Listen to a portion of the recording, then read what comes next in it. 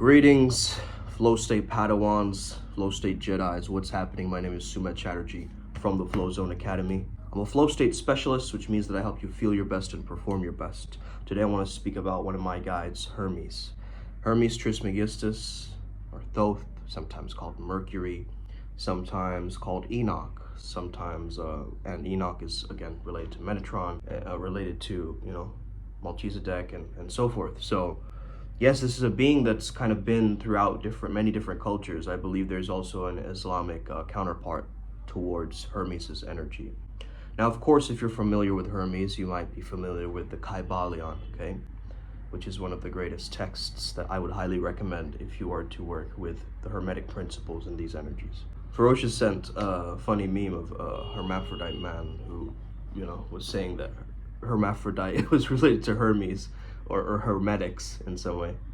Kind of funny. Working with Hermes is a very spectacular gift because you never know what to expect. It's a very unpredictable type of energy. This is just my own experience in terms of understanding these principles with the flow state, right? So first of all, let's start to understand the law of polarity, okay? Everything has different poles, but to varying degrees in between, okay? So everything's on a spectrum. That law alone has helped me understand the world and not be so, cut and dry and be like, oh, I'm only going for this and not with this, and kind of being closed-minded towards different things as well.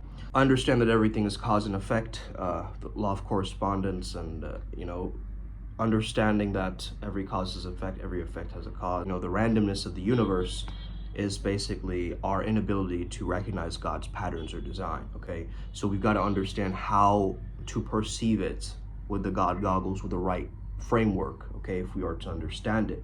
So it's very, very interesting because as I'm studying Vedanta and as I'm studying Hermes philosophy, there seems to be some overlap that he's teaching me, which is very Vedantic in its nature. Now, of course, I'm associated with some Indian deities as well, so they might be kind of working together. I've had this theory in the past that when you work with multiple beings, they all kind of form like a council room and they all chip in their ideas at times. And I think that's a beautiful experience when you can work with a spiritual family. If you want to experience this for yourself, definitely reach out to us in Primal Sutra, because there are different ways in which we can do this. So consciousness is what makes every experience possible. He said one of the main reasons of time is our memory, so that we can remember things. Ego is what comes after the meaning making or the interpretation device in our minds, and the memory, okay? The ahankar, we could call it in Vedanta, right? In the Indian classification of that, the belief system. Of course, we say Advaita, right, which means non-dual. So these are non-dual teachings, okay? Which is interesting because the law of polarity is also like talking about that non-dual nature of things, right? Yes, everything has its opposite pole, but it's just to varying degrees, right? It's not like stagnant there, right? There's a dynamism happening all the time, and that goes into the law of vibration, right?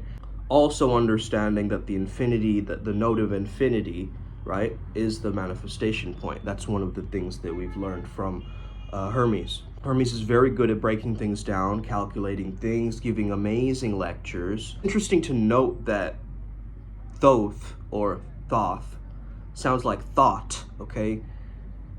And the thought is the origin of most things, you see? And so this is why it goes into this kind of perennial understanding. Now, of course, Thoth has the emerald tablets and associated with Atlantis, and so this thing goes into very many layers, okay?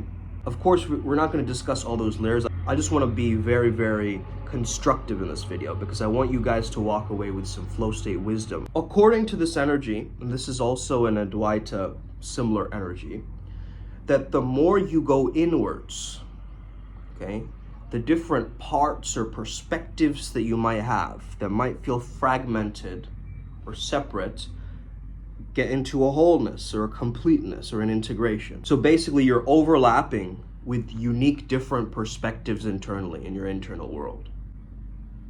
As you come back to your I am presence, your heart space, you meditate, right? The unique lens or the unique aperture, right, that you see the world in. You are Atman, right, the soul. which is universality localized. That's what that means, okay? The universe, but localized through one unique lens, one aperture. But when you meditate, when you go inwards, you realize there's just one eye. And then you might see that's the eye of the dollar bill, the eye of, all-knowing, the eye of Horus, the eye of, you see, and then it keeps going, that awareness. So we're really talking about awareness, okay? The power of attention, what you put your focus on, what you put your intention on, it grows. You've heard this like maybe numerous times. But are you putting it into practice? Do you keep replaying the same storyline over and over again, hoping that it's going to fix itself? Are you stuck in an overthinking trap, right? Feeding that thought much more nutrients, whereas you need to cut it from its source, prove it to be a limiting belief, act through the fears or the preventative blocks, right, that are pulling you away from the moment. Isn't it also interesting that Hermes is like a brand, okay? It's like a brand that people wear, right? Hermes. So Hermes is this Hellenistic figure who's associated with being 3 times great. Mercurius ter maximus, okay? Trismegustus, 3 times great, or thrice great. Hermes and Thoth combined create these amazing, beautiful texts. The relationship of alchemy and Hermeticism and how these different texts align is very, very key and powerful. This is also found in Islamic and Baha'i, okay, Baha'i faith, you might have heard of it, writings. More so associated with the prophet Idris, okay? Idris has also been connected to Thoth and Enoch and so forth. So it's interesting how it's talking about meaning making, right? Because I feel that when I work with Hermes, Hermes is associated most with my throat chakra essence and when I speak. He has this kind of Egyptian wisdom, but interpretive communication of Greece. So the Egyptian priest and polymath, Imhotep, if you might have heard of that name, is also associated with Thoth and Hermes. Hermes helps me with some astrological things, some alchemical things, right? Because we came up with this concept called pleasure alchemy, okay? Pleasure alchemy is this concept where we can take any negative emotion and transmute it into a positive in some sense, okay? It's a very difficult art form, it's not easy, but there's ways to do this, okay? There's ways to become a pleasure alchemist. When would you use this? Anytime, man. You get into an argument with your partner, okay? Hey, if you go through that properly and you alchemize, you can end up having sex, right? That would be a great example of pleasure alchemy. Or let's say you transmute confusion into more clarity. There's a way to do this, but we won't go too much into that in this video. But he's been a great help in terms of that tech that he's given me, okay? So he sometimes shares the popular Greek philosophy and Stoicism with me, like the Platonism and the Stoicism, including some kind of Kabbalistic influences as well. It seems to be that this energy is very, very expressive, but it is very, how do I say it? It's very concise, precise in the way that he speaks. He won't utter a word that seems it's extraneous towards the effectiveness of what it means and what is pure and what is the truth. A lot of people who don't read up about Hermeticism or even begin to understand it, they're not able to perceive it and make it part of their belief system or their own worlds. Let's say you have a lot of religious dogma growing up. You might read a bunch of stuff about, these teachings and make some weird correlation that isn't even there. Again, these are my ideas. You don't have to listen to what I say, but this is my own perspective of what I've understood.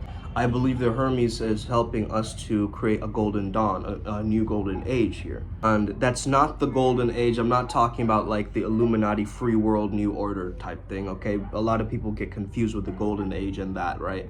And we don't want to get skeptical or like, there's two things happening at once. Obviously, some of the Freemasons, they do use Hermes' teachings and, understanding why, because it's one of the most primal substances, or it's one of the most perennial wisdoms, right? So, of course, they're going to use it. Of course, they're going to go back to the core and people mostly on the higher ups, they understand some of the secrets of this, right? Hermes has shown up many times in my life, specifically the symbol of the caduceus. And if you've seen the Caduceus, there's two snakes coiling around each other, right? And so the story goes that these two snakes are arguing with each other. Tap into the free channeling sessions, okay? We might do it, move today's to tomorrow. So be on the lookout for that, as well as be open to the podcast as well. Okay, we're gonna reveal a lot there too with some special guests.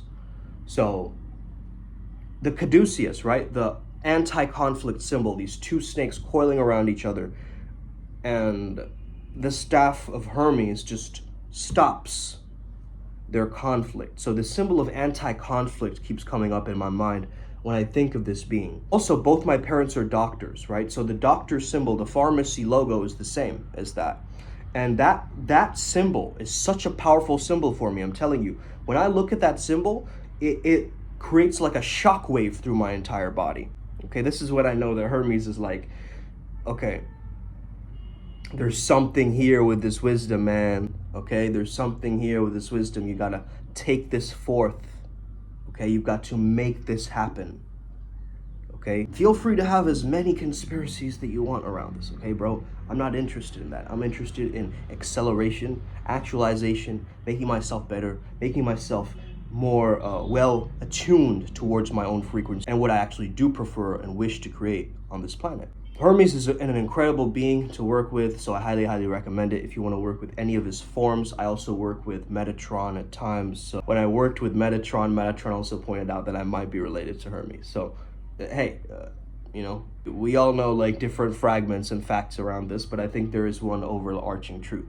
And if you ever read the Kybalion and really go into it, there's some texts that people don't even look at just because it's, you know, it's against the narrative of the Bible, right? So there's certain like kings that banned certain books that were kind of going against their ideas of what they thought would be. It's kind of like picking and choosing what is right for the time. And, you know, again, what made those kings give the right? Like why were they the experts in like dealing with the knowledge of the time? You get what I mean? Like, it makes no sense to me. But anyway, yeah, there was lots of book burnings and stuff in the past, of course. This wisdom, though it is very occult, though it is very secret, it's left to the, you know, the different secret orders and so forth who, you know, use a lot of the energies. Like, I'm sure you're aware, if you are in this work, that there's certain rituals that they do, like banishing rituals or like protective rituals or different rituals like this. You could call them different orders, okay, basically.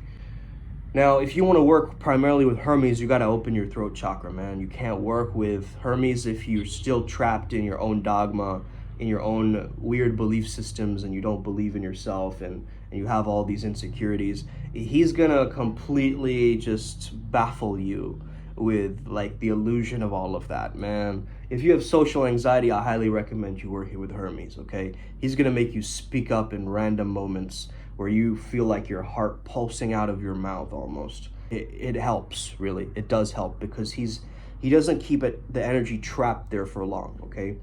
That doesn't mean you say whatever you want without a filter either. He's the filtration device, right? The Visuddhi, it means filter, the throat chakra, right? So he's almost like the filtration system. He's the interpreter of all of this wisdom, right? He's saying that, no, actually, maybe you might consider this perspective. Actually, look at it from this angle. Hey, why don't you try this, okay?